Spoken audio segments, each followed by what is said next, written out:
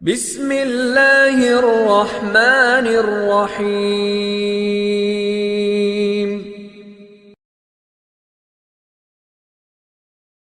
بارکت علی ابراہیم وعلی آل ابراہیم انک حمید مجید۔ الصلاۃ والسلام علیک یا سیدی یا رسول اللہ وعلی آلک واصحابک یا سیدی یا حبیب اللہ۔ الحمدللہ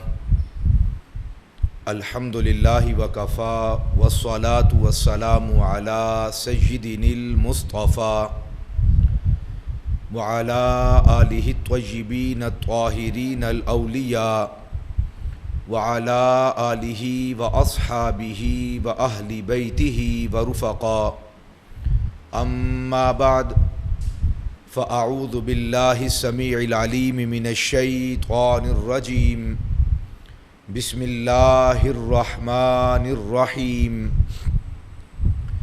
انما یرید اللہ لیذہب عنکم الرجس اہل البیت ویطہرکم تطہیرا۔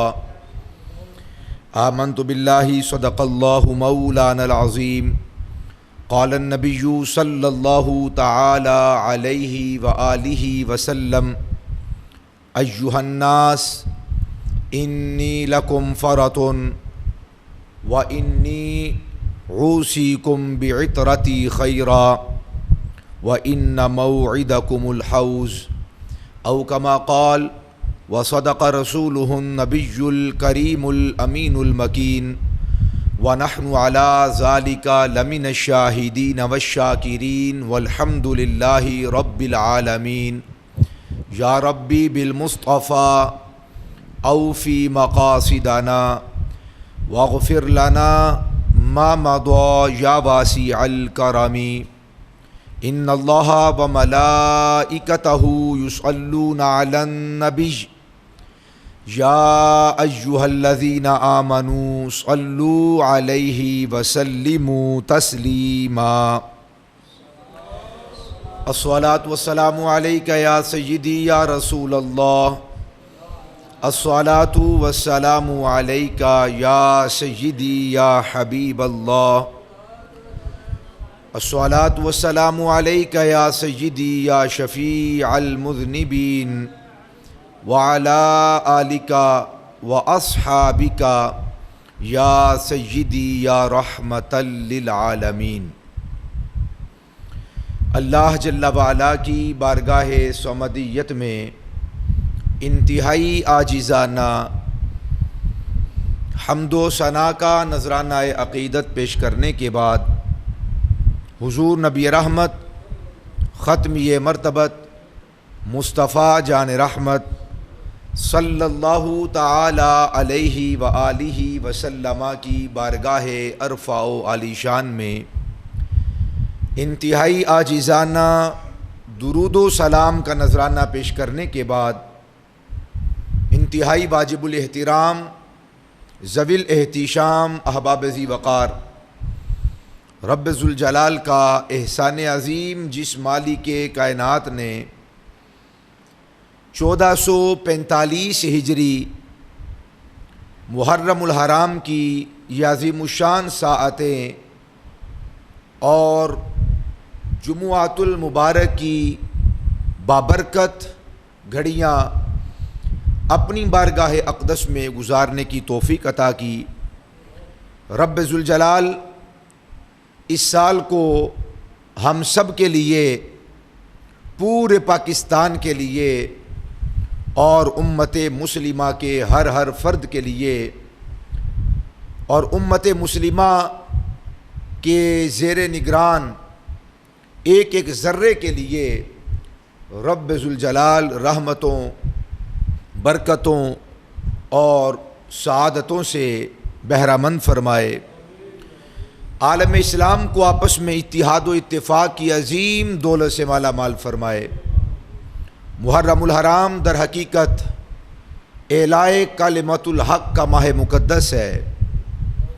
اس مبارک مہینے میں خانوادہ رسول، جگر گوشہ بطول، سیدنا و مولانا مولا کائنات علی المرتضیٰ کرم اللہ وجہ الکریم کے شہزادوں اور کریم آقا علیہ الصلوۃ والسلام کے عظیم الشان عالی مرتبت نواسوں اور آپ کے دیگر غلاموں کی شہادت کا یہ ماہ مقدس ہے، جنہوں نے اپنے تن من دھن کی قربانی پیش کر کے اسلام کے اس عظیم الشان درخت کی آبیاری اپنے مقدس و مطہر لہو کے ساتھ فرمائی ہے۔ اسلام کی بنیادوں میں، اسلام کی اساس میں جن جن اصحاب رسول اہل بیت اطہار رضوان اللہ تعالی علیہم اجمعین کا خون مبارک ہے، رب ذوالجلال کریم آقا علیہ الصلوۃ والسلام کے تمام نسبت رکھنے والے غلاموں اور آپ کے شہزادوں کے درجات کو بلندتر فرمائے۔ یہ ماہ مقدس امن کا پیغام لے کر آتا ہے، دہشت گردی ظلم کا بازار گرم کرنے کے لیے یہ ماہ مقدس نہیں آتا۔ یہ ماہ مقدس امن کا داعی، آشتی کا پیمبر اور عافیت و سلامتی کا علمبردار ہے۔ اس ماہ مقدس میں مزید انسانیت کا اور بالخصوص مسلمانوں کا احترام اور اکرام بڑھ جانا چاہیے۔ آپس کی رنجشیں اور آپس کی عداوتیں اور دشمنیاں بارگاہ امام علی مقام امام حسین رضی اللہ تعالی عنہ میں حاضر ہو کر بھول جانی چاہیے۔ عداوت و دشمنی کے اس صفحے کو ہمیشہ کے لیے پھاڑ دینا چاہیے اور وہاں پر آپس میں مودت و محبت، حسن اخلاق، عفو و درگزر، حلم و بردباری اور معافی جیسے عظیم الشان اور عالی مرتبت حسین جذبات کے ساتھ اپنے دلوں کو روشن اور منور کرنا چاہیے۔ ہم دعا گو ہیں کہ خلاق لم یزل اس عظیم الشان 1445 ہجری والے سال کو اور آئندہ آنے والے ماہ و سن کو رب ذوالجلال برکتوں سے مالا مال فرمائے اور کسی بھی ناخوشگوار واقعہ کو سننے اور دیکھنے کی اللہ توفیق عطا نہ فرمائے۔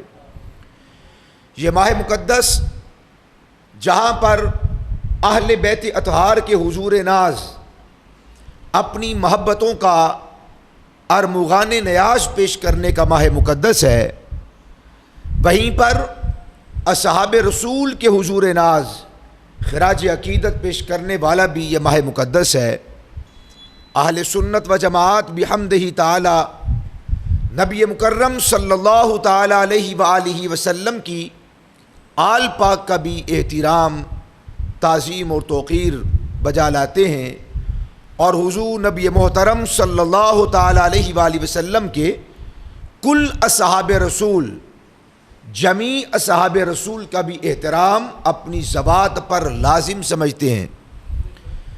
ہمارے نظریات، ہمارے افکار اور ہمارے عقائد کا یہ لازمی جز ہے اور لازمی حصہ ہے۔ ہم کسی ایک صحابی رسول کی بھی توہین کے قائل نہیں ہیں۔ جس نے ایمان کی حالت کے ساتھ رسول اللہ صلی اللہ علیہ وآلہ وسلم کا دیدار کیا اور ایمان کی حالت میں زندگی کو بسر کیا اور اسی ایمان پر جن کا وصال ہو گیا، وہ اصحاب رسول بالیقین بعد میں آنے والے صبح قیامت تک مسلمانوں جن کے اندر عالی مرتبت محدثین، مفسرین، علماء، صلحاء، نجبا، نقبا، ابدال، اوتاد اور اغواث جیسی ہستیاں ہیں، اصحاب رسول بالیقین تمام کے تمام لوگوں سے افضل و اعلیٰ ہیں اور وہ یہ حیثیت رکھتے ہیں اور یہ ان کا حق ہے کہ ان کی تعظیم دل و جان سے بجا لائی جائے۔ اصحاب رسول کا ذکر کرتے ہوئے اہل سنت کا دل تنگ نہیں پڑتا، اہل سنت کا دل کشادہ ہے۔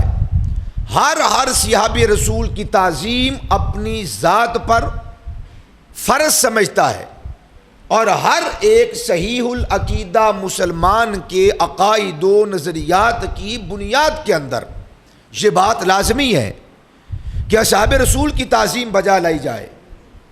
اور اسی طرح کریم آقا علیہ الصلوۃ والسلام کے اہل بیت، کریم آقا علیہ الصلوۃ والسلام کی آل اولاد، مصطفیٰ جان رحمت صلی اللہ علیہ وآلہ وسلم کے محبوب عطرت، کریم آقا علیہ الصلوۃ والسلام کی خون مبارک جن کی پاکیزہ رگوں کے اندر بہہ رہا ہے، وہ اہل بیت، آل رسول، عطرت مصطفیٰ اور صبح قیامت تک آنے والے سادات عظام جن کا تعلق کریم آقا علیہ الصلوۃ والسلام کے خاندان عالی شان کے ساتھ ہے، ہم تمام حضور کی آل پاک کی تعظیم و توقیر کو بھی اپنی زبان پر لازم سمجھتے ہیں، فرض سمجھتے ہیں، اور ان کی محبت ہمارے ایمان کا جھومر ہے، اور ان کی تعظیم و توقیر بجا لانا یہ ہمارے ایمان کی صحت و سلامتی کے لیے آہنی قلعے کا کردار ادا کرتے ہیں۔ اہل سنت اصحاب رسول کی بھی محبت کے قائل ہیں، بلکہ فرض سمجھتے ہیں، اور اہل بیت اطہار کی مودت و محبت کو بھی اپنی زبان پر لازم، ضروری اور فرض سمجھتے ہیں۔ کسی ایک لمحے کے لیے بھی ان دونوں بزرگوں میں سے کسی ایک کی توہین کو اپنے ایمان کے لیے خطرہ جانتے ہیں، بلکہ یہ یقین رکھتے ہیں کہ جو ان دونوں میں سے اہل بیت اطہار، آل رسول، عطرت مصطفیٰ اور اصحاب رسول میں سے کسی ایک کی بھی توہین کرتا ہے یا ان کی تعظیم و توقیر میں ذرہ برابر بھی فرق لے کر آتا ہے، اگر وہ توبہ نہ کرے تو اس کا اخلاق کے ساتھ ساتھ ایمان کے برباد ہونے کا صرف خدشہ نہیں بلکہ یقین ہے۔ وہ ایمان سلامت نہیں رکھ سکتا۔ جو اصحاب رسول کی توہین کرے یا آل رسول کی توہین کرے، اصحاب رسول کا ذکر کرتے ہوئے جس کا دل تنگ پڑے یا آل رسول کا ذکر کرتے ہوئے جس کا دل تنگ پڑے، اصحاب رسول کے ذکر کے مقابلے کے اندر جو اہل بیت کا ذکر کرے یا آل بیت کا ذکر کیا جائے اور اس کے مقابلے میں معاذ اللہ اس کے ذکر کو نیچا کرنے کے لیے اصحاب رسول کا ذکر کرے، یہ روش، یہ طریقہ، یہ انداز، یہ صورت بالیقین ایمان کو سلب کرنے والی ہے۔ ہم اہل بیت اطہار کا ذکر اس وجہ سے نہیں کرتے کہ معاذ اللہ اس ذکر کی وجہ سے اصحاب رسول کے ذکر کو نیچا کر دیا جائے اور ڈیمیج کر دیا جائے، یا اصحاب رسول کا ذکر اس وجہ سے نہیں کرتے کہ اہل بیت کے ذکر پر ان کے ذکر کو بڑھا کر اہل بیت کے ذکر کو کم کر دیا جائے۔ یہ روش، یہ طریقہ بالیقین ایمان کو خراب کرنے والا اور ایمان کو سلب کرنے والا ہے۔ ہم اصحاب رسول کا جو ذکر کرتے ہیں تو اہل بیت کے ذکر کو نیچا کرنے کے لیے نہیں بلکہ اہل بیت کے ذکر کو اونچا کرنے کے لیے۔ ہم اصحاب رسول کا جو ذکر کرتے ہیں مصطفیٰ کا دل راضی اور خوش کرنے کے لیے، اور اسی طرح اہل بیت کا ذکر ہم اصحاب رسول کے ذکر کو نیچا کرنے کے لیے نہیں بلکہ اونچا کرنے کے لیے اور مصطفیٰ کی دعائیں لینے کے لیے کرتے ہیں۔ اگر اس کے برعکس کوئی ذکر کرتا ہے تو وہ اس کا ایمان سلب ہونے کا خدشہ ہے۔ مثال کے طور پر بڑی توجہ رکھیے گا، اگر کسی ایک بات کو سمجھا جائے اور دوسری کو نہ سمجھا جائے تو پھر فساد لازم آتا ہے۔ پوری بات جو میں نے تمہید باندھی ہے اب اس پر یہاں پر ایک بڑی خاص بات عرض کرنے لگا۔ میں نے یہ دیکھا ہے ہم دروس قرآن میں یا محافل ذکر اہل بیت و اصحاب رسول میں حاضر ہوتے ہیں، توجہ بھائی، اگر کسی نے اہل بیت کا ذکر کیا، نعرہ لگایا، مولا کائنات کی شجاعت کا نعرہ لگایا، بہادری کا نعرہ لگایا، آپ کے مقام و مرتبہ کا نعرہ لگایا، تو وہاں پر بیٹھے ہوئے کسی بندے کو پتہ نہیں کیا اجنبیت محسوس ہوتی ہے. وہ حضرت مولا کائنات علی المرتضیٰ کے نعرہ کے جواب کے اندر دوسرے کو دکھلا کر واضح طور پر سمجھا کر وہ اصحاب رسول کا نعرہ لگا دیتا ہے. وہ اپنے درد کا اظہار کرتا ہے، اپنی تکلیف کا اظہار کرتا ہے. اور یہ انداز میں عرض کر چکا کہ ایمان کو برباد کرنے کے لیے کافی ہے، ایمان کو تباہ کرنے کے لیے کافی ہے. علی المرتضیٰ کے ذکر سے کسی کا دل تنگ نہیں پڑنا چاہیے، اس کو پیٹ میں مروڑ نہیں اٹھنا چاہیے. اور اسی طرح اگر کسی نے حضرت ابوبکر صدیق رضی اللہ تعالیٰ عنہ، سیدنا فاروق اعظم رضی اللہ تعالیٰ عنہ، حضرت عثمان غنی رضی اللہ تعالیٰ عنہ یا دیگر اصحاب کا نعرہ بلند کیا، وہاں پہ اہل بیت سے محبت کرنے والا وہ یہ خیال کرتا ہے کہ اس نے اصحاب رسول کا جو ذکر کیا ہے اب ضروری ہے کہ میں اہل بیت کا ذکر کروں. اس کا ارادہ، اس کا منشا، اس کا خیال، اس کا انداز، اس کے انداز کی صورت اور اس کا لہجہ بتا رہا ہوتا ہے کہ اب جو وہ اہل بیت کا نعرہ لگا رہا ہے تو وہ اہل بیت کا دل خوش کرنے کے لیے نہیں، بلکہ معاذ اللہ اصحاب رسول کا ذکر گھٹانے کے لیے، اصحاب رسول کے ذکر کے مقابلے کے اندر وہ اہل بیت کا ذکر کر رہا ہے، نعرہ لگا رہا ہے. یہ صورت، یہ انداز اور یہ لہجہ پھر کہوں گا ایمان کو تباہ و برباد کرنے کے لیے کافی ہے.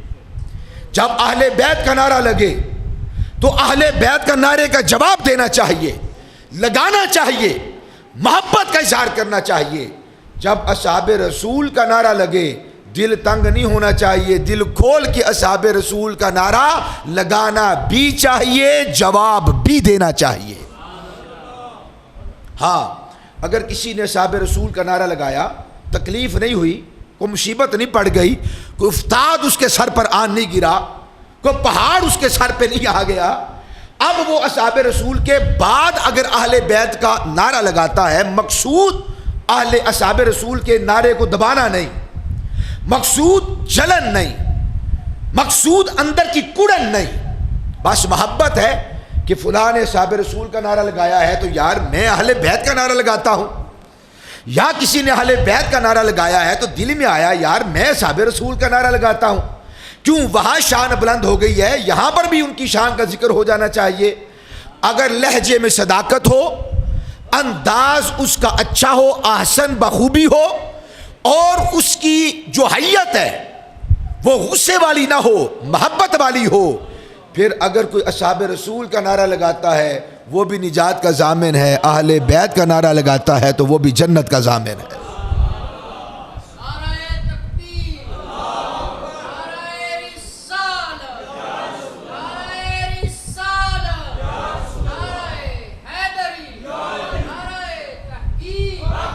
ہمارا عقیدہ و نظریہ ہے جس طرح اصحاب رسول رضوان اللہ تعالی علیہم اجمعین معظم و مکرم و محترم ہیں، اسی طرح اہل بیت اطہار بھی معظم و مکرم و محترم ہیں. نمبر 2، اہل بیت اطہار کی عزت کا تعین یا ان کی تعظیم کا معیار آپ اور میں یا کل کائنات کے علماء مل کر متعین نہیں کر سکتے. یہ بات بھی یاد رکھی جائے. ایسا نہیں کہ ہم ان کی تعظیم کا معیار متعین کریں گے. ہم کون ہوتے ہیں؟ وہ اللہ کے بندو، ہمیں تو اپنی زندگی کے کسی ایک لمحے کی قبولیت کا پتہ نہیں ہے. ہمیں تو پتہ ہی نہیں کہ ہمارے ساتھ کیا انجام ہونے والا ہے. کل کائنات کے صلحاء، علماء، اولیاء، صلحاء، پڑھے لکھے لوگ بھی مل جائیں تو ایسا نہیں کہ وہ اصحاب رسول رضوان اللہ تعالی علیہم اجمعین یا نبی مکرم صلی اللہ تعالی علیہ وسلم کی اہل بیت اطہار ان کی تعظیم کا معیار یہ مقرر کریں گے. ایسا نہیں ہے، ایسا نہیں، بلکہ اصحاب رسول کی تعظیم، توقیر اور اہل بیت اطہار کی تعظیم اور توقیر اور ان کے مقام اور مرتبے کی بلندی اور اونچائی اور ان کا معیار اللہ نے متعین کیا ہے، رسول اللہ صلی اللہ علیہ وسلم نے متعین کیا ہے، علماء نے متعین نہیں کیا، علماء نے پڑھ کر بس اسے ظاہر کیا ہے، بتلایا ہے کہ اللہ کا قرآن کیا کہتا ہے، رسول اللہ کا فرمان کیا کہتا ہے، اس سے جو نکات حاصل ہوتے تھے وہ امت تک پہنچائے ہیں۔ سو ثابت ہوا کہ ہم کسی کو بڑھائیں یا معاذ اللہ کسی کو گھٹائیں، یہ ہمارے بس کی بات نہیں، گھٹاتا بھی وہ ہے، بڑھاتا بھی وہ ہے، اور اللہ نے اصحاب کی شان کو بھی بڑھایا ہے اور آل مصطفیٰ کے عظمت و مقام کو بھی بڑھایا ہے، گھٹایا نہیں ہے، کسی کی شان کو نہیں گھٹایا، بڑھایا ہے۔ انہوں نے حضور سے وفا کی ہے، اللہ نے اس کے صلے میں، بدلے میں، انعام میں، کیا وہ ان کی شان کو گھٹائے گا؟ کوئی آپ کے ساتھ مہربانی کرتا ہے، آپ کی اولاد کے ساتھ مہربانی کرتا ہے تو کیا آپ اس کو گالیاں دینا شروع کر دیتے ہیں؟ کیا ہم اس کے جب اس کا ذکر کرتے ہیں تو بدتمیزی کے ساتھ اس کا ذکر کرتے ہیں؟ کیا ہم اس کو دیکھ کر غصے میں آ جاتے ہیں کہ تو نے میری عزت کیوں کی ہے یا میرے بچوں کی خاندان والوں کی عزت کیوں کی ہے؟ نہیں، ہم خوش ہوتے ہیں، اپنی طاقت و بساط کے مطابق ہم اس کی خدمت کرتے ہیں، انعام دیتے ہیں، صلہ جزا دیتے ہیں، بدلہ دیتے ہیں۔ اور خود اندازہ لگائیے جو حضور سے وفا کرے یا حضور کے خاندان سے وفا کرے، مصطفیٰ کتنا اچھا بدلہ عطا فرماتے ہوں گے اور اللہ نے کتنی بہترین ان کو جزا عطا فرمائی ہوگی، یہ کوئی سوچ بھی نہیں سکتا۔ بس یہ گزارش سمجھ لیں، التماس سمجھ لیں، کوئی تقریر نہیں، مصطفیٰ کے لیے، مصطفیٰ کی خاطر، مصطفیٰ کے آل اور مصطفیٰ کے اصحاب کو کبھی بھی اذیت و تکلیف نہ دینا، حضور کا حیا کرنا۔ بات سمجھ میں آئی؟ بڑی سادی بات ہے، کبھی بھی حضور کے اصحاب کو، کسی ایک صحابی کو، اور کبھی بھی حضور کی کسی ایک آل کے ایک فرد کو اذیت نہ دینا، حضور کے لیے، حضور کی خاطر، حضور کے اصحاب اور حضور کی آل کو اپنے اذیت دینے والے، تکلیف دینے والے جملوں، اشاروں اور کنایوں سے پاک رکھنا، اور ان دونوں کی صورت میں اپنے نبی محمد الرسول اللہ کا حیا کرنا صلی اللہ تعالی علیہ وسلم۔ حضور کی خاطر معاف کر دو۔ ہم ایک دوسرے کی خاطر بڑی چیزیں معاف کر دیتے ہیں، برداشت کر لیتے ہیں، کرتے ہیں کہ نہیں کرتے؟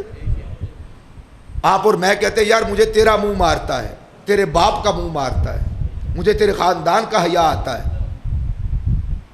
میں اپنی بات کر رہا ہوں، بلا تمثیل بات کہہ رہا ہوں، تیرے کرتوت اچھے نہیں، مگر تیرے خاندان کے اور تیرے قبیلے والوں کے یا تیری قوم کے یا تیرے خاندان کے لوگوں کا رویہ لوگوں کے ساتھ بڑا عمدہ تھا، مجھے تو نہیں تیرے بڑوں کا منہ مارتا ہے، مجھے حیا آتی ہے، تو نے میرے ساتھ زیادتی کی ہے، ظلم کیا ہے، میرے حق میں ڈاکہ ڈالا ہے، میں تجھے تیرے خاندان والوں کی خاطر معاف کرتا ہوں۔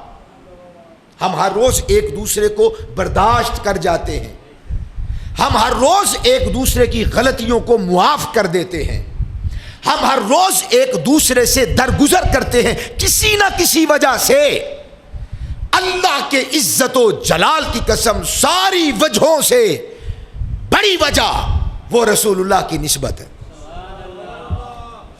ساری وجہوں سے بڑی وجہ، ساری حیاؤں سے بڑی حیا، ساری جگہوں سے بڑی جگہ، سارے آستانوں سے بڑا آستانہ، ساری خانقاہوں سے بڑی خانقاہ، ساری نسبتوں سے اعلیٰ، افضل اور بالا نسبت وہ مصطفیٰ کی نسبت ہے، وہ مصطفیٰ کا آستان ہے، وہ مصطفیٰ کی دہلیز ہے، وہ مصطفیٰ کا دروازہ ہے، وہ مصطفیٰ کی نسبت ہے۔ اگر ایک دوسرے کی خاطر، اگر ایک دوسرے کی وجہ سے ہم ایک دوسرے سے درگزر کرتے ہیں تو سب سے بڑا حق یہ ہے کہ مصطفیٰ کے لیے درگزر کیا جائے، اور مصطفیٰ کی نسبتوں سے درگزر کیا جائے اور مصطفیٰ کی نسبتوں کے اندر انگلی نہ اٹھائی جائے، جملے نہ کسے جائیں، معاف کر دو، بات سمجھ میں نہیں آ رہی تو اپنا قصور نکالو، اپنا جرم نکالو، بات سامنے آگے کہ یہ ہو گیا تھا وہ ہو گیا تھا، اپنا قصور نکالو، یار مجھے سمجھ نہیں آ رہی، مجھے سمجھ نہیں آ رہی، بلا تمثیل یہ بات کہہ رہا ہوں۔ کسی کا باپ چور ہو، کسی کی ماں فاسقہ ہو، فاجرہ ہو، بدکار ہو، وہ برداشت کر لیتا ہے، وہ باپ کا فسق برداشت کر لیتا ہے، ماں کا فسق برداشت کر لیتا ہے، کیوں؟ کہتا ہے نسبت بڑی ہے، ماں کی نسبت ہے، باپ کی نسبت ہے، غلطیوں سے درگزر کرتا ہے، پردے ڈالتا ہے۔ اللہ وحدہ لا شریک کی عزت کی قسم، ہمارے باپوں کی سفید داڑیاں اور ہماری ماؤں کے سروں پہ اترنے والی چاندی، اس کا اتنا تقدس نہیں جتنا تقدس، جتنی تکریم، تعظیم، احترام مصطفیٰ کے نسبت والوں کے قدموں میں آنے والے جوتوں کی ہے۔ ان کے قدمین میں آنے والے جوتوں کا مقام زیادہ ہے۔ ہمارے باپ کی سفید داڑھی اور ماں کے سفید بالوں کا اتنا وقار نہیں جتنا حضور کی نسبت اصحاب رسول اور اہل بیت اطہار کے قدمین میں آنے والے جوتوں کی عزت اور مقام اور مرتبہ ہے۔ اس نصیحت کو کبھی نہ بھولنا۔ اہل سنت اہل مصطفیٰ کی بھی تعظیم و توقیر بجا لاتے ہیں، اصحاب رسول کا بھی احترام کرتے ہیں اور ان کا مقام بیان کرتے ہیں۔ کریمہ علیہ الصلوۃ والسلام نے خود ارشاد فرمایا، فاطمۃ بضعۃ منی فمن اغضبها اغضبنی ومن اذاها فقد اذانی۔ فرمایا فاطمۃ الزہرا، یہ اہل بیت اطہار کی سادات عظام کی والدہ ماجدہ ہیں۔ فرمایا فاطمۃ الزہرا میرا ٹکڑا ہے، میرا وجود ہے، میرا جسم ہے اور میرا پارائے جاں ہے۔ فاطمۃ بضعۃ منی، فاطمہ میرے دل کا ٹکڑا ہے۔ فمن اغضبها اغضبنی ومن اذاها فقد اذانی۔ فرمایا جس نے فاطمۃ الزہرا کو غضبناک کیا اس نے مجھ مصطفیٰ کو غضبناک کیا۔ جس نے فاطمۃ الزہرا کو اذیت دی، تکلیف دی، اس نے مجھ مصطفیٰ کو اذیت دی اور اس نے مجھے تکلیف دی۔ اور بعض روایات میں جس نے مجھے اذیت و تکلیف دی اس نے اللہ کو اذیت و تکلیف دی۔ بتائیے، جو مصطفیٰ کو اذیت دے، تکلیف دے اور اللہ کو اذیت دے، اللہ کو تکلیف پہنچائے، اس کی دنیا کی بربادی، قبر اور حشر کی بربادی کے لیے اور کس چیز کی ضرورت ہے؟ فمن اغضبها اغضبنی ومن اذاها فقد اذانی۔ جس نے سیدہ کو غضبناک کیا، میری لخت جگر کو اذیت پہنچائی اور تکلیف دی، اس آدمی نے مجھ مصطفیٰ کو تکلیف دی، مجھے اذیت پہنچائی اور مجھے غضبناک کیا۔ کیا مطلب؟ فرمایا میری فاطمہ کو غضبناک نہ کرنا، ناراض نہ کرنا، انہیں اذیت نہ دینا، انہیں تکلیف نہ دینا۔ یہ رشتہ، یہ تعلق، یہ نسبت، محبت کا عالی مرتبہ جذبہ رب کعبہ کی قسم ہمیں نظر نہیں آتا۔ سرکار نے فرمایا انہیں غضبناک نہ کرنا، اذیت نہ دینا، تکلیف نہ دینا۔ جس نے ان کو اذیت دی اور جس نے ان کو تکلیف دی اور جس نے سیدہ کو غضبناک کیا اس نے مجھے اذیت دی، مجھے تکلیف دی، مجھ مصطفیٰ کو غضبناک کیا۔ مطلب کیا تھا؟ خبردار، اپنی زبانوں کو روکو، اپنے لہجے کو مٹھاس بخشو، اپنے انداز، اپنی صورت، اپنے طور طریقے، اپنے چال چلن، اپنے کیلو کال، اپنے حال احوال، اپنے گفتار کردار کو اہل بیت کے سامنے جھکا کر رکھو۔ اہل بیت کو کہیں اذیت نہ پہنچے، بات کرو تو سوچ کر کرو، بات کہو سوچ کر کہو، تول کر کہو، 1000 بار پہلے سوچو پھر کہیں جا کر بولو۔ کیوں؟ فرمایا جس نے سیدہ کو اذیت دی اس نے مجھے اذیت دی۔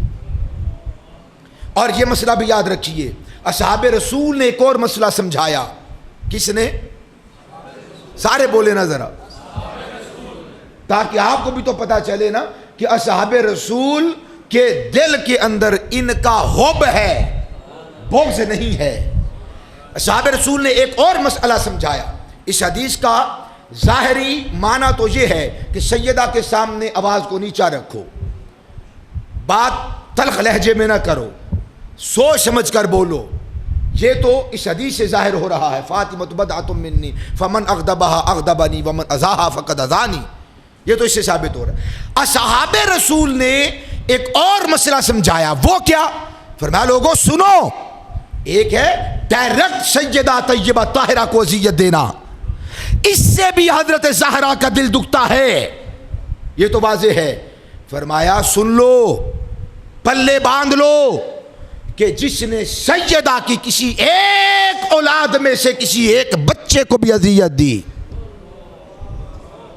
ہے، توجہ، جس نے سیدہ کے وصال کے بعد، سیدہ کے فوت ہونے کے بعد، سیدہ کے تہے مزار جانے کے بعد جس کسی نے آل رسول میں سے، اولاد رسول میں سے اس خان وادے کے کسی چشم و چراغ کا دل دکھایا، تو مت سمجھنا کہ سیدہ کا وصال ہو گیا، سیدہ فوت ہو گئی، سیدہ مزار میں چلی گئی، تو انہیں کیا پتا، انہیں کیا خبر، میں انہیں تو تکلیف نہیں دے رہا، میں تو اس کے ساتھ میری عداوت ہے، میری دشمنی تو اس بچے کے ساتھ ہے، میرا مسئلہ تو اس بچے کے ساتھ ہے، میرا معاملہ تو اس بچے کے ساتھ ہے، سیدہ کے ساتھ نہیں، ان کی تعظیم کرتا ہوں، مسئلہ اس کے ساتھ ہے.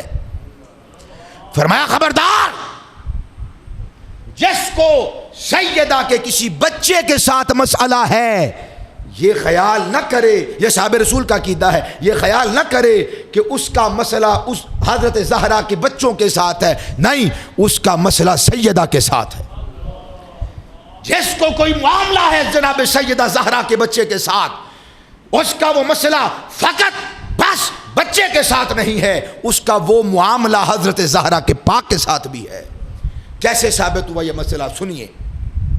سیدہ طیبہ طاہرہ حضرت فاطمہ الزہرا کے وصال کے بعد سیدنا حضرت امام حسن مجتبی کے شہزادے حضرت حسن مثنی، چھوٹی کے امام ہے حسن مثنی، بیٹے ہیں حسن مجتبی کے، پوتے ہیں شیر خدا کے. اللہ کرے کہ بس اور بھی بہت کچھ ہو، لیکن اتنا آپ کو پتہ چل جائے کہ سبحان اللہ کہاں پہ کہنا ہے. آل بیت کا ذکر کرتے ہوئے میری یہ دعا ہے آپ کے حق میں. حسن مجتبی کا بیٹا ہے حسن مثنی، حضرت زہرا پاک علی المرتضی کرم اللہ وجہ کریم کے پوتے ہیں حسن مثنی. خدا کی عزت کی قسم چوٹی کا امام ہے حسن مثنی رضی اللہ تعالیٰ. ان کا عقد ہوا، حسن مثنی کا عقد ہوا اپنے چچا زاد کے ساتھ، سیدہ حضرت فاطمہ بنت حسین کے ساتھ. تایا زاد اور چچا زاد، حسن مجتبی کے بیٹے حسن مثنی کا عقد ہوا، نکاح ہوا حسین امام عالی مقام باصفا کی شہزادی سیدہ فاطمہ کے ساتھ. کچھ وقت گزرا تو شہزادہ دو عالم حسن مجتبی کے بیٹے حضرت سیدنا امام حسن مثنی، آپ کے دل میں خیال آیا کہ مجھے ایک اور نکاح کرنا چاہیے، مجھے ایک اور نکاح کرنا چاہیے. تو انہوں نے صحابی رسول سیدنا حضرت مسور بن مخرمہ رضی اللہ تعالی عنہ، اور یہ مسور بن مخرمہ وہ ہیں جن کے لیے اور جن کے ابا کے لیے رسول اللہ چیزیں چھپا کے رکھ لیا کرتے تھے. صحیح بخاری کی روایت ہے، وقت ملا تو انشاءاللہ کبھی عرض کروں. حضور ان کے لیے چیزیں چھپا کے رکھ لیا کرتے تھے، بانٹتے، یہ اگر وہاں موجود نہ ہوتے تو عطا فرما دیتے، نہ ہوتے تو حضور چھپا کے رکھ لیتے، جب یہ آتے تو حضور ان کو وہ عطا فرماتے. یہ حضور کے محبوب خاندان ہے مسور بن مخرمہ کا. حسن مثنی نے اسی حیا کی وجہ سے ان کے گھر نکاح کا پیغام بھیجا کہ حضور ان سے بڑا پیار کرتے ہیں اور یہ حضور سے بڑا پیار کرتے ہیں. حسن مصنع نے نکاح کا پیغام بھیجا، قاصد کو بھیجا، جاؤ مسور بن مخرمہ سے کہو کہ حسن مجتبیٰ کا بیٹا حسن مصنع آپ کی بیٹی آپ کی شہزادی سے نکاح کرنا چاہتا ہے۔ وہ صحابی یا تابعی جن کو حسن مصنع نے بھیجا تھا وہ پیغام لے کر صحابی رسول مسور بن مخرمہ کے گھر گئے اور کہا کہ میں نکاح کا پیغام لایا ہوں۔ مسور بن مخرمہ نے فرمایا کس کے لیے؟ کہا جی حسن مجتبیٰ کے بیٹے حسن مصنع کے لیے۔ فرمایا اچھا، ویلکم، خوش آمدید، مرحبا، اہلا و سہلا۔ لیکن قاصد اس کی آؤ بگت کی، کھلایا پلایا، جو بھی اس وقت کا طور طریقہ روایت تھا، رسم تھی، خوب اس کی عزت افزائی کی۔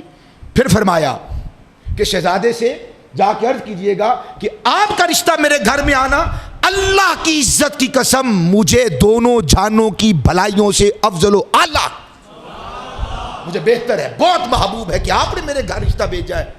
لیکن شہزادے آپ فلاں مسجد میں نماز عشاء ادا فرمائیں، میں بھی وہاں پہ آ جاؤں گا، وہاں پر بیٹھ کے بات کریں گے۔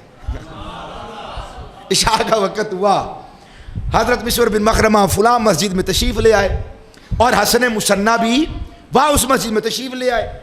نماز ادا کرنے کے بعد سیدنا حضرت مسور بن مخرمہ نے حسن مصنع سے عرض کیا، صحابی رسول ہے، فرمایا اے حسن مصنع اللہ گواہ ہے آپ کا رشتہ میرے گھر میں آنا، پیغام آنا، نکاح کا پیغام آنا مجھے دونوں جہانوں کی بلائیوں سے بہت زیادہ محبوب ہے۔ میں بھی چاہتا ہوں کہ میری عزت میں اور شرف میں ایک اور طریقے سے بلندی ہو جائے اور میری بیٹی آپ کے عقد میں آ جائے، آپ کے حرم میں آ جائے، آپ کے آ جائے۔ بولیے تو صحیح سبحان اللہ۔ مگر شہزادے میں اپنی بیٹی کا نکاح آپ کے ساتھ نہیں کروں گا،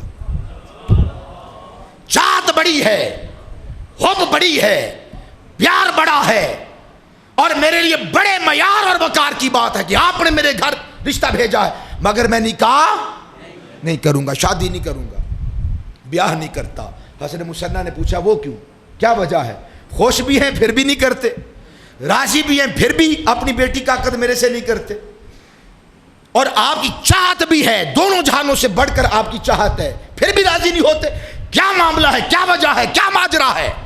فرمایا شہزادے ایک طرف آپ کی خوشی ہے، بیٹی کا نکاح کر دیتا ہوں تو آپ خوش ہوتے ہیں، بیٹی کا عقد کر دیتا ہوں تو آپ خوش ہوتے ہیں، اور بیٹی کا عقد کر دیتا ہوں آپ کی دادی جان سیدہ طیبہ طاہرہ حضرت فاطمہ کا دل مزار میں دکھتا ہے۔ کیوں؟ اس لیے میں کیسے یہ گوارا کر سکتا ہوں کہ جناب حضرت زہرا کی پوتی، آپ کی لخت جگر، آپ کی شہزادی فاطمہ بنت حسین پر اپنی بیٹی کو سوکن بنا کر ڈالوں۔ فاطمہ بنت حسین کا دل دکھا تو ماؤں کے دل بڑے نرم ہوتے ہیں، بیٹیاں جب پریشان ہوتی ہیں تو مائیں زیادہ پریشان ہوتی ہیں۔ بیٹی یہاں پر پریشان ہوگی، فاطمہ بنت حسین کی اگر آہ نکل گئی اور وہ آہ سیدہ کے مزار تک چلی گئی تو ان کا دل دکھے گا۔ واللہ العظیم مجھے بڑی خوشی ہوتی کہ میں آپ کے عقد میں اپنی بیٹی دے دیتا، مگر میں ڈرتا ہوں کہیں زہرا پاک کا دل ان کے مزار میں نہ دکھے، میں اپنی بیٹی کا رشتہ آپ سے نہیں کرتا، مجھے معذور سمجھیے، میں آپ کی خوشی کی خاطر حضرت زہرا کا دل نہیں دکھا سکتا۔ اب یہ کیا ثابت ہوا؟ وہی جو میں نے مقدمہ پیش کیا تھا، دعویٰ کیا تھا، یہ مت خیال کرنا لوگوں کہ ان احادیث کا تعلق فقط اصحاب رسول اور اہل بیت کی حیات تک تھا، نہیں، حیات تک محدود نہ تھا، یہ صبح قیامت تک کے لیے ہے۔ فرمایا جس نے فاطمہ الزہرا کو غضبناک کیا اس نے مجھ مصطفیٰ کو غضبناک کیا، جس نے جناب زہرا کو اذیت دی اس نے مجھ مصطفیٰ کو اذیت دی، جس کا مسئلہ جناب زہرا کے بچوں کے ساتھ ہو وہ مسئلہ فقط بچوں کے ساتھ نہیں، مسور بن مخرمہ نے بتایا وہ مسئلہ مزار میں جناب زہرا کے ساتھ ہے۔ تو فرمایا فاطمہ میرے جگر کا ٹکڑا ہے، اور مقام غدیر بے حضور نے فرمایا اذکرکم اللہ فی اہل بیتی، اذکرکم اللہ فی اہل بیتی، اذکرکم اللہ فی اہل بیتی۔ لوگو طاقت و توانائی کتنی ہے تمہارے پاس. اور کبو محمدن، محمد صلی اللہ علیہ وسلم کا مراقبہ کرو. فی اہل بیت ہی، ان کے اہل بیت میں. کیا مطلب؟ اہل بیت کے بارے میں سوچو، سادات کے بارے میں سوچو، ان کی بھلائی، ان کی خیر، ان کے نفع کے لیے سوچو. ان کے نقصان کے بارے میں سوچو کہ دور کیسے کر سکتے ہیں. ان کے بارے میں، اذیت کے بارے میں سوچو کہ اذیت کو دور کیسے کر سکتے ہیں. ان کی تکلیف کے بارے میں سوچو کہ ان کی تکلیف کو دور کیسے کر سکتے ہیں. نامہ اعمال میں لکھا جائے گا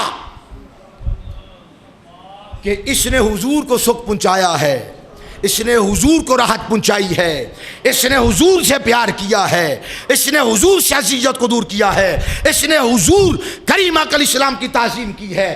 فرمایا اہل بیت کو کھلاؤ. ارکبو کے سارے معنی ہے علماء نے لکھے. اہل بیت کو کھلاؤ. لکھا جائے گا کہ فلاں دن اس کے دسترخوان میں خود محمد مصطفیٰ تشریف لائے تھے. کس نے کہا؟ یہ ابو بکر صدیق نے سبق دیا. اللہ کی عزت و جلال کی قسم، اصحاب رسول کے دل اور سینے اہل بیت کے بغض، عداوت اور دشمنی سے یوں پاک تھے جیسے آب زمزم کا چشمہ پاک ہے.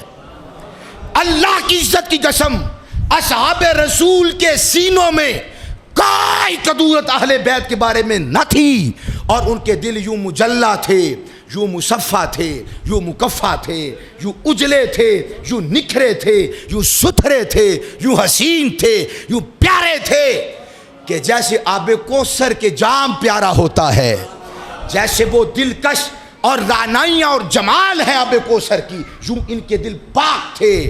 اصحاب کے دل ان کے لیے پاک تھے. خدا کی قسم اہل بیت کے دل اصحاب رسول کے لیے پاک تھے. میرے دوستو، ہم کدھر جا رہے ہیں؟ محض 2 ٹگے کے مولوی کی تقریر سن کر، جس کے نام کے ساتھ 2 4 5 10 ہم نے خود ان کے نام کے ساتھ القابات کے سینگ لگا دیے. وہ پیدا ہوئے تو القابات کے سینگوں سے بغیر پیدا ہوئے تھے. پانی کے گندے نطفے سے، گندے جوہر میں ان کو رکھا گیا تھا. محض اس ناپاک اور پلید اور نجس کی بات کو، تقریر کو سن کر اصحاب رسول پر بھونکنے والے، اہل بیت اطہار کی تکسیر کرنے والے، شان میں کمی کرنے والے، خدا کو جان دینی ہے. ہوش میں آؤ، عقل کے ناخن لو. جس طرح مصطفیٰ نے اور اصحاب رسول نے کہا کہ اہل بیت کی حفاظت کرو، بات کو ختم کر رہا ہوں، سرکار نے فرمایا ایسے ہی میرے اصحاب کی بھی حفاظت کرو، میرے اصحاب کی حفاظت کرو. لا تتخذوا غرضا بعدی، فرمایا خبردار تم میں سے کوئی ایک بندہ بھی میرے بعد میرے اصحاب کو نشانہ نہ بنائے. پھر ایک مقام پر فرمایا سیدنا حضرت فاروق اعظم رضی اللہ تعالیٰ عنہ جب فلسطین بیت المقدس آزاد ہوا، آپ تشریف لے کر جا رہے تھے. شام میں ایک بازار ہے، اس کا نام ہے مقام جابیہ. مقام جابیہ میں فاروق اعظم پہنچے. سینکڑوں صحابہ اکرام وہاں پر موجود اور تابعین ہزاروں کی تعداد میں استقبال کرنے کے لیے. سیدنا حضرت فاروق اعظم نے جابیہ کے بازار میں کھڑے ہو کر کہا، لوگوں سنو، کیا تمہیں یاد ہے کہ ایک روز مدینہ شریف کے فلاں بازار میں ہم حضور کے ساتھ تھے اور حضور بیٹھے ہوئے تھے، بیٹھے بیٹھے حضور کھڑے ہو گئے ہمارے درمیان. عرض کی جی ہاں یاد ہے. فرمایا پتہ ہے حضور نے کیا فرمایا تھا کھڑے ہو کر؟ اے عمر آپ بتلا دیجئے یاد تازہ ہو جائے. فاروق اعظم کھڑے ہوئے اور فرمایا اللہ کے حبیب نے سوق مدینہ کے اندر، مدینہ کے بازار میں کھڑے ہو کر فرمایا تھا کیا؟ احفظونی احفظونی لاصحابی. فرمایا لوگو میری خاطر میرے اصحاب کی حفاظت کرو. احفظونی فی اصحابی، میرے اصحاب کی حفاظت کرنا.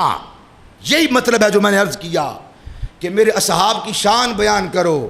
نامہ اعمال میں لکھا جائے گا اس نے محمد مصطفیٰ کی شان بیان کی. کوئی اگر اصحاب رسول پر تان کی زبان کو دراز کرتا ہے تو لکھا جائے گا کہ اس نے محمد مصطفیٰ صلی اللہ علیہ وآلہ وسلم کی ذات پر اپنی زبان کو دراز کیا. کیوں؟ 2 ٹگے کے لوگوں کی خاطر اپنی قبر کو بھاری کرتے ہو. چول کھانے کے لیے، ماں شربت پینے کے لیے، اور 2 منٹ کے گھنٹے 2 گھنٹے کے کانوں کا سواد تماشا دیکھنے کے لیے، سواد لینے کے لیے. خدا کا خوف کرو. اللہ کے محبوب کی خاطر، محبوب محمد مصطفیٰ کی اصحاب کا خیال رکھو، مصطفیٰ کی آل کا خیال رکھو.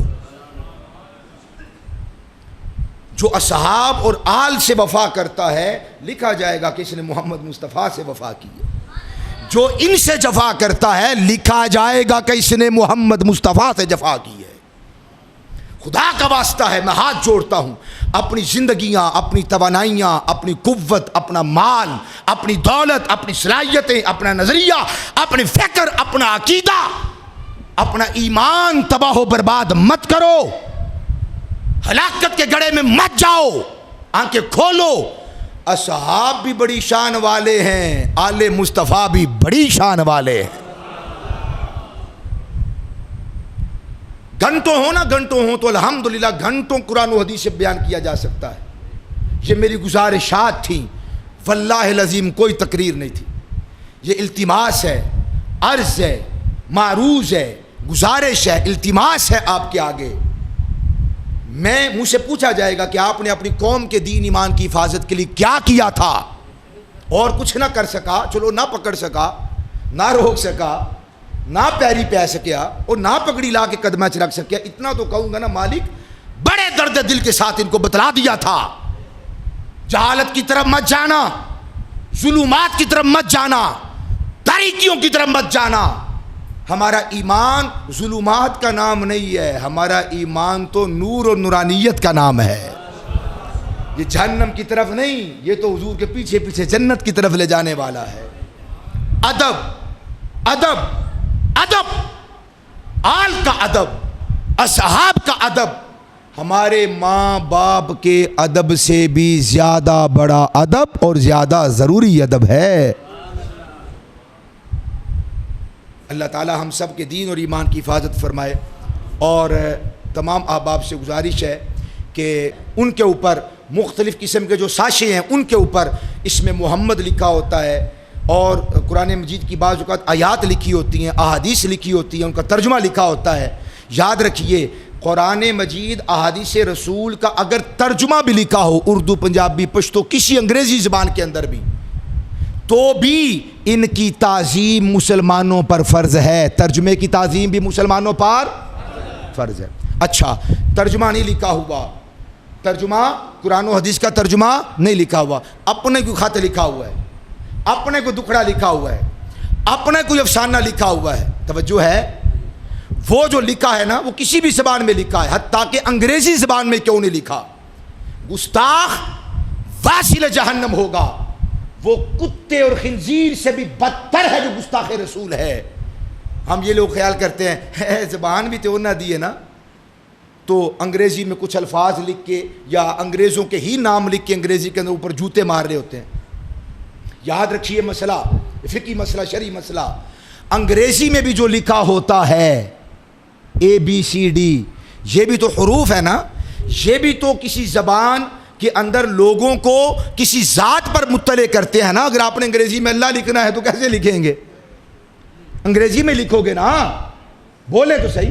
پھر اے بھی تو اللہ کی ذات پہ دلالت کر رہا ہے، جیسے اللہ کا الف دلالت کرتا ہے، جیسے اللہ کا لام دلالت کرتا ہے، جیسے اللہ کی ہے دلالت کرتی ہے اللہ کے نام پر، بولے تو صحیح.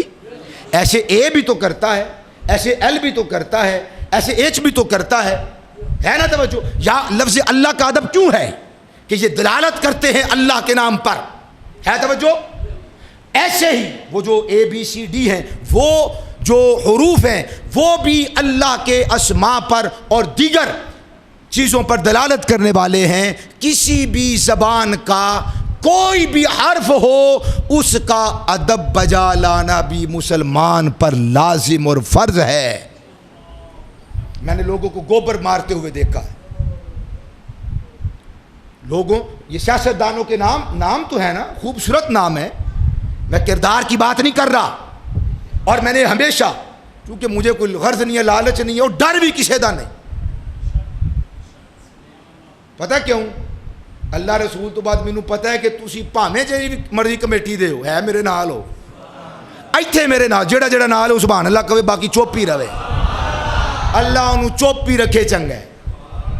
یہاں میں دینی اور مذہبی فریضہ سر انجام دے رہا ہوں. کسی بھی وہ جو یہ سیاستدان ہے کوئی لینا دینا نہیں ہے.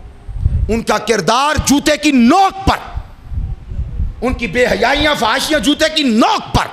اور الحمدللہ یہاں سے آواز دی للکار ہے اور ساتھ والوں کو توجہ دلائی ہے، کیا کر رہے ہو، خوف خدا کرو. مگر حق بات کیا ہے، ان کا نام بھی تو کسی قرآن کے حرف پر دلالت کر رہا ہے، ان کا نام بھی تو قرآن مجید میں سے کوئی نام ہوگا. آپ کو پتہ ہے ایک سورت ہے جس کا نام ہے سورہ آل. اب جو عمران خان کے دشمن ہے وہ اس کے کردار کو سامنے رکھ کے اس کے نام پر گوبر پھینک رہا تھا. ظالموں یہ خوف تو کرو خدا کا. اچھا یہ سب چیزیں ہو گئیں. آخری بات یہ ہے جو کرنا چاہتا ہوں، یہ ہر روز ہم معاذ اللہ اس طرح بے ادبی کرتے ہیں. یہ اسلامی بھائی یہاں پر آئے ہوئے ہیں، آفتاب صاحب، قاری صاحب اور ایک اور قاری صاحب امتیاز صاحب، قاری امتیاز صاحب اور آفتاب صاحب.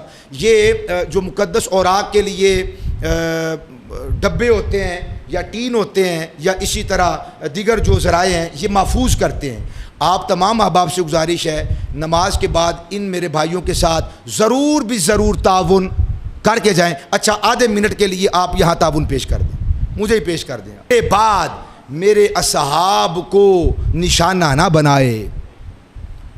پھر ایک مقام پر فرمایا سیدنا حضرت فاروق اعظم رضی اللہ تعالیٰ عنہ جب فلسطین بیت المقدس آزاد ہوا، آپ تشریف لے کر جا رہے تھے. شام میں ایک بازار ہے، اس کا نام ہے مقام جابیہ. مقام جابیہ میں فاروق اعظم پہنچے، سینکڑوں صحابہ اکرام وہاں پر موجود اور تابعین ہزاروں کی تعداد میں استقبال کرنے کے لیے. سیدنا حضرت فاروق اعظم نے جابیہ کے بازار میں کھڑے ہو کر کہا، لوگوں سنو، کیا تمہیں یاد ہے کہ ایک روز مدینہ شریف کے فلاں بازار میں ہم حضور کے ساتھ تھے اور حضور بیٹھے ہوئے تھے، بیٹھے بیٹھے حضور کھڑے ہو گئے ہمارے درمیان. عرض کی جی ہاں یاد ہے. فرمایا پتہ ہے حضور نے کیا فرمایا تھا کھڑے ہو کر؟ اے عمر آپ بتلا دیجئے یاد تازہ ہو جائے. فاروق اعظم کھڑے ہوئے اور فرمایا اللہ کے حبیب نے سوق مدینہ کے اندر، مدینہ کے بازار میں کھڑے ہو کر فرمایا تھا کیا؟ احفظونی احفظونی لاصحابی. فرمایا لوگوں میری خاطر میرے اصحاب کی حفاظت کرو. احفظونی فی اصحابی، میرے اصحاب کی حفاظت کرنا. یہی مطلب ہے جو میں نے عرض کیا کہ میرے اصحاب کی شان بیان کرو. نامہ اعمال میں لکھا جائے گا اس نے محمد مصطفیٰ کی شان بیان کی. کوئی اگر اصحاب رسول پر تان کی زبان کو دراز کرتا ہے تو لکھا جائے گا کہ اس نے محمد مصطفیٰ صلی اللہ علیہ وآلہ وسلم کی ذات پر اپنی زبان کو دراز کیا. کیوں؟ دو ٹگے کے لوگوں کی خاطر اپنی قبر کو بھاری کرتے ہو. چول کھانے کے لیے، ماں شربت پینے کے لیے، اور 2 منٹ کے گھنٹے 2 گھنٹے کے کانوں کا سواد تماشا دیکھنے کے لیے، ثواب لینے کے لیے. خدا کا خوف کرو. اللہ کے محبوب کی خاطر، محبوب محمد مصطفیٰ کی اصحاب کا خیال رکھو، مصطفیٰ کی آل کا خیال رکھو. جو اصحاب اور آل سے وفا کرتا ہے لکھا جائے گا کہ اس نے محمد مصطفیٰ سے وفا کی ہے. جو ان سے جفا کرتا ہے لکھا جائے گا کہ اس نے محمد مصطفیٰ سے جفا کی ہے. خدا کا واسطہ ہے میں ہاتھ جوڑتا ہوں، اپنی زندگیاں، اپنی توانائیاں، اپنی قوت، اپنا مال، اپنی دولت، اپنی صلاحیتیں، اپنا نظریہ، اپنی فکر، اپنا عقیدہ، اپنا ایمان تباہ و برباد مت کرو. ہلاکت کے گڑھے میں مت جاؤ. آنکھیں کھولو. اصحاب بھی بڑی شان والے ہیں، آل مصطفیٰ بھی بڑی شان والے ہیں. گھنٹوں ہو نا گھنٹوں ہو تو الحمدللہ گھنٹوں قرآن و حدیث سے بیان کیا جا سکتا ہے. یہ میری گزارشات تھیں, واللہ العظیم کوئی تقریر نہیں تھی. یہ التماس ہے, عرض ہے, معروض ہے, گزارش ہے, التماس ہے آپ کے آگے. میں مجھ سے پوچھا جائے گا کہ آپ نے اپنی قوم کے دین ایمان کی حفاظت کے لیے کیا کیا تھا, اور کچھ نہ کر سکا, چلو نہ پکڑ سکا, نہ روک سکا, نہ پیری پہ سکیا, اور نہ پگڑی لا کے قدمہ چ رکھ سکیا, اتنا تو کہوں گا نا مالک بڑے درد دل کے ساتھ ان کو بتلا دیا تھا. جہالت کی طرف مت جانا, ظلمات کی طرف مت جانا, تاریکیوں کی طرف مت جانا. ہمارا ایمان ظلمات کا نام نہیں ہے, ہمارا ایمان تو نور اور نورانیت کا نام ہے. یہ جہنم کی طرف نہیں, یہ تو حضور کے پیچھے پیچھے جنت کی طرف لے جانے والا ہے. ادب, ادب, ادب, آل کا ادب, اصحاب کا ادب, ہمارے ماں باپ کے ادب سے بھی زیادہ بڑا ادب اور زیادہ ضروری ادب ہے. اللہ تعالی ہم سب کے دین اور ایمان کی حفاظت فرمائے.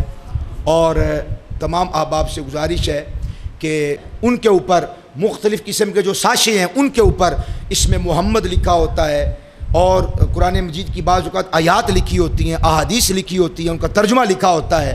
یاد رکھیے قرآن مجید احادیث رسول کا اگر ترجمہ بھی لکھا ہو اردو, پنجابی, پشتو, کسی انگریزی زبان کے اندر بھی, تو بھی ان کی تعظیم مسلمانوں پر فرض ہے. ترجمے کی تعظیم بھی مسلمانوں پر فرض ہے.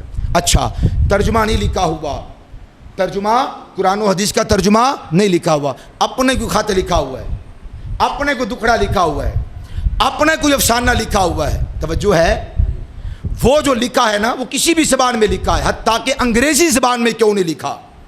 گستاخ واصل جہنم ہوگا, وہ کتے اور خنزیر سے بھی بدتر ہے جو گستاخ رسول ہے. ہم یہ لوگ خیال کرتے ہیں زبان بھی تو نہ دی ہے نا, تو انگریزی میں کچھ الفاظ لکھ کے یا انگریزوں کے ہی نام لکھ کے انگریزی کے اندر اوپر جوتے مار رہے ہوتے ہیں. یاد رکھیے مسئلہ, فقہی مسئلہ, شرعی مسئلہ, انگریزی میں بھی جو لکھا ہوتا ہے اے بی سی ڈی, یہ بھی تو حروف ہے نا, یہ بھی تو کسی زبان کے اندر لوگوں کو کسی ذات پر مطلع کرتے ہیں نا. اگر آپ نے انگریزی میں اللہ لکھنا ہے تو کیسے لکھیں گے؟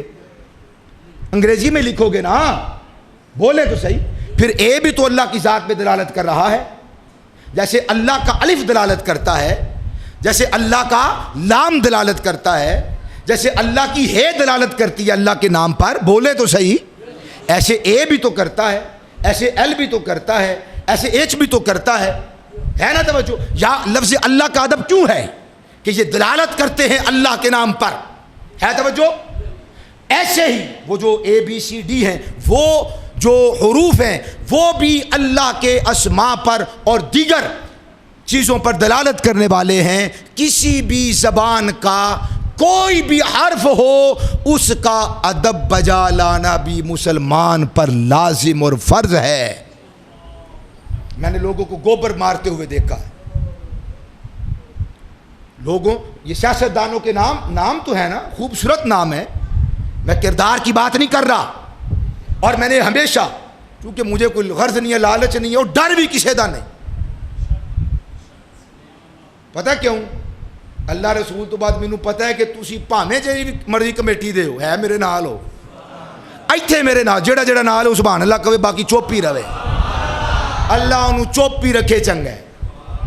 یہاں میں دینی اور مذہبی فریضہ سر انجام دے رہا ہوں. کسی بھی وہ جو یہ سیاستدان ہے کوئی لینا دینا نہیں. ان کا کردار جوتے کی نوک پر, ان کی بے حیائیاں فحاشیاں جوتے کی نوک پر, اور الحمدللہ یہاں سے آواز دی, للکار ہے, اور ساتھ والوں کو توجہ دلائی ہے, کیا کر رہے ہو, خوف خدا کرو. مگر حق بات کیا ہے, ان کا نام بھی تو کسی قرآن کے حرف پر دلالت کر رہا ہے, ان کا نام بھی تو قرآن مجید میں سے کوئی نام ہوگا. آپ کو پتہ ہے ایک سورت ہے جس کا نام ہے سورہ آل. اب جو عمران خان کے دشمن ہے وہ اس کے کردار کو سامنے رکھ کے اس کے نام پر گوبر پھینک رہا تھا. ظالموں, یہ خوف تو کرو خدا کا. اچھا, یہ سب چیزیں ہو گئیں. آخری بات یہ ہے جو کرنا چاہتا ہوں، یہ ہر روز ہم معاذ اللہ اس طرح بے ادبی کرتے ہیں. یہ اسلامی بھائی یہاں پر آئے ہوئے ہیں، آفتاب صاحب، قاری صاحب اور ایک اور قاری صاحب امتیاز صاحب، قاری امتیاز صاحب اور آفتاب صاحب. یہ جو مقدس اوراق کے لیے ڈبے ہوتے ہیں یا ٹین ہوتے ہیں یا اسی طرح دیگر جو ذرائع ہیں یہ محفوظ کرتے ہیں. آپ تمام احباب سے گزارش ہے نماز کے بعد ان میرے بھائیوں کے ساتھ ضرور بھی ضرور تعاون کر کے جائیں. اچھا آدھے منٹ کے لیے آپ یہاں تعاون پیش کر دیں، مجھے ہی پیش کر دیں آپ.